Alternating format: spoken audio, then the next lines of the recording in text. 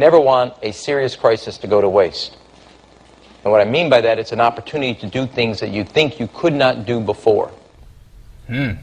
That was the line made famous, or infamous, I should say, by Chicago Mayor Rahm Emanuel, talking about his time in the Obama White House, and joining us now to discuss the Amtrak crash and the whole question about funding and infrastructure and congressional appropriations. J.D. Hayworth, host of Newsmax Prime. Good to see you, J.D. It is good to be with you both, and seeing Rahm brings back memories because we served together on the Ways and Means Committee, and Rahm, in truest fashion, it's not just the Obama administration, a standard tactic of the left. Never let a crisis go to waste, and they waste no time weighing in and impugning the worst of motives to people who are conservative. And you saw a textbook case of that yesterday. Do you think it will backfire? Yeah, I think it will. I think that in the final analysis, most people take a look at Amtrak, and federal subsidies are incredible to that organization. And quite frankly, as Florida Congressman John Mica mentioned, he's on the Transportation Committee. He said, look, we just don't trust Amtrak. We've given them millions of dollars for safety. It seems to be shortchanged. They use it for other needs they think are there for personnel, etc. And so even what we're using here, funds slashed by $262 million. Now, the whole lexicon being used even here, and not to in any way criticize our dear friends who helped produce this, but this is part and parcel of the groupthink that always goes into effect. It's never money saved, it's always funds And what they slashed. voted to do yesterday, too, was a vote in a committee. It was not a final vote. The funds were not actually being slashed. It was a vote in that But committee. even, look, it never ceases to amaze me. Even here where, surprise, surprise, we lean rightward, we're in an editorial meeting for Newsmax Prime yesterday, and the groupthink was instinctively, oh, our infrastructure is just horrible. And I suggested earlier, we were talking to Ford O'Connell, that maybe folks who ride the train, if they want improvements, might have to pay more for tickets. Why should the rest of America, the rest of taxpayers who don't use that service, subsidize? We're already subsidizing it, and believe me, this is another thing that happens. There's like a collective amnesia. Historically, Mr. Obama came into office wanting $800 billion for stimulus. You know what got stimulated? They feathered the nest of the labor bosses and the people who supported him. All that money that could have gone to infrastructure never got there. And then the dominant media culture is acting like, well, there's no money for infrastructure. It was spent to the tune of almost $1 trillion, 5 years ago? We also have had discussions from Bob Corker in the Senate talking about raising the gasoline tax to pay for infrastructure. What do you think about that move now? Do you think we'll hear more discussion about that? You got to understand, and this is very interesting. I don't want to get too inside baseball, but John Kasich, now the governor of Ohio, when he chaired the budget committee, we wanted to take a look at a more equitable system that goes back to what you're talking about, because some states, such as Arizona, state I represented in Congress, we were a donor state. For every dollar we sent in the gasoline tax, we were getting back about 90 cents. So it wasn't working for us.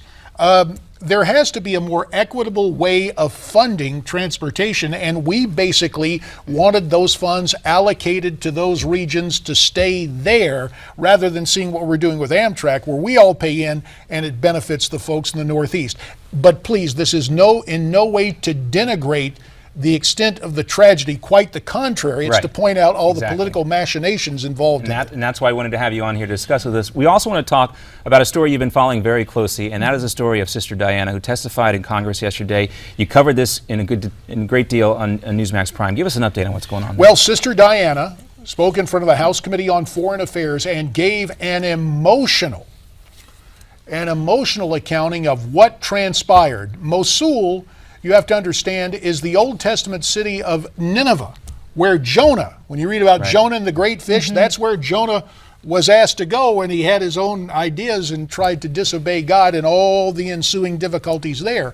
And to see what has happened to the Christian community, really the birthplace of the faith, that happened, on the timeline, at least a half century before the birth of Muhammad. To see what is happening to Christians there is tough. But a big shout out to Newsmax viewers who responded to our call to action to do something. A lot of people are crediting you for helping make that happen. Tell you what, JD, we also want to talk about Hillary's silence, deafening 2 words: smart politics. But we're going to But ask we're you gonna to talk stick more in around. depth We got a about commercial break coming up here in Sure. about 20 seconds. But we want to get to your thoughts on this as well, because it's becoming more of an issue. Ford O'Connell reminded us it's been 24 days since she made a comment, 31 days since she answered any questions.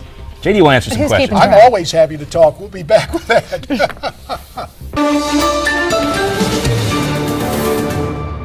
All right, we welcome you back. We got JD to stick around with us for an extra segment.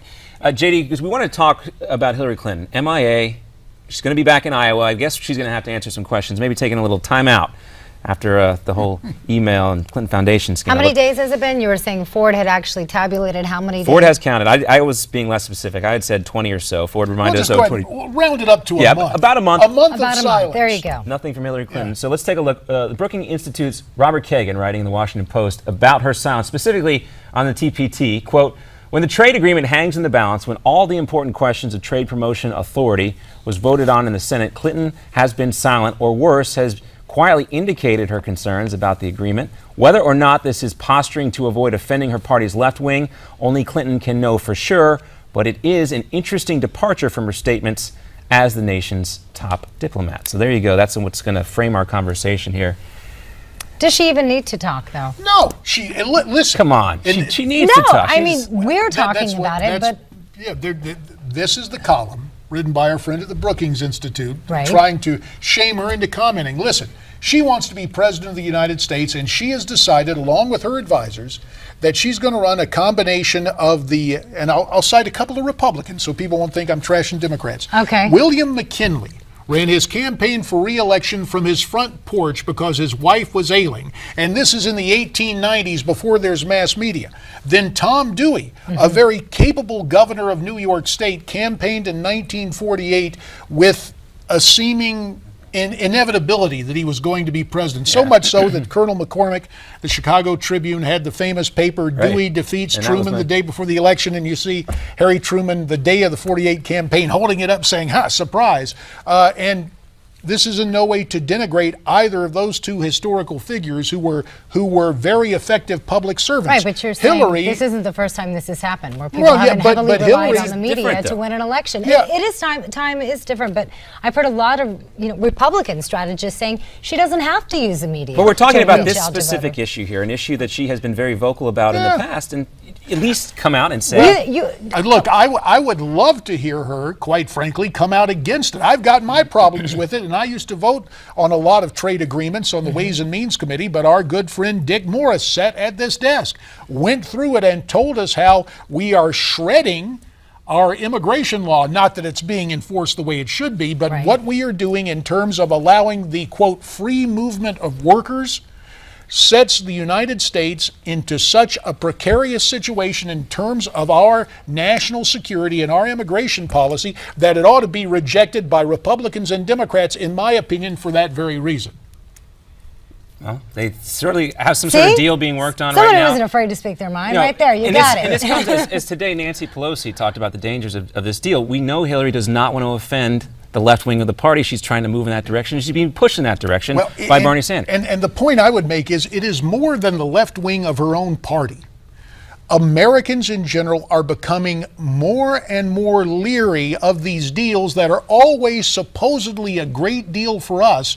And then you get into it, and what you see is the triumph of Wall Street over Main Street and a continued drain of jobs, which brings us back to the immigration question and the fact you break down the, quote, new jobs in this country. None of those jobs statistically have gone to native-born Americans. So what we have is a mirage of economic growth, and you have a Bureau of Labor Statistics like the guys who calculate votes in Cook County, Illinois. Right. They double count, they eliminate people. The real figure is this: the level of labor participation is at its lowest rate since the late 70s, or just before Jimmy Carter was defeated in 1980. Few Americans are working, and in the new tabulations, we're not even counting the Americans who have quit looking for work. So what's on tap tonight for Newsmax? Oh, it's going to Prime. be fun. You know, one of the reasons I'm saying nice things about some of my friends in the Democrat Party, Kirsten Powers, who is a columnist for USA Today, and we see her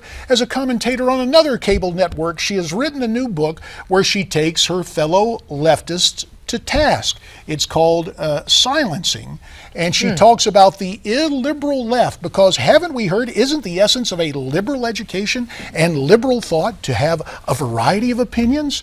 Well, now, apparently there's a new speech code coming into vogue not only on university campuses, but in discussion programs, in media coverage, and in our public discourse. So Kirsten Powers will be here. We will also have John Zogby, the pollster extraordinaire, who a couple of months ago told us that Marco Rubio was moving along real well. We'll ask Brother John to check his numbers lately, and we'll take a look at this plethora of pachyderms, all of these GOP candidates getting in. Feeling Sounds like a you have a little lot crowded, going but we on know tonight. John Bolton will not be running for president. John Bolton's he's got a beautiful mustache, and in addition to that, he's got a beautiful, he's a brilliant guy, and we like John Bolton a lot. And we hope you like our show. Hayworth. That's right, 8 o'clock Eastern, and again, 8 o'clock Pacific tonight. Right here. Got it. He was asked today if there will ever be another president with a mustache. He didn't appreciate that question. He didn't like that question? No, not Well, so much. Rules are made to be broken. We may see that. Just JD, not thanks this for cycle. being with us. Thank We're you. coming back.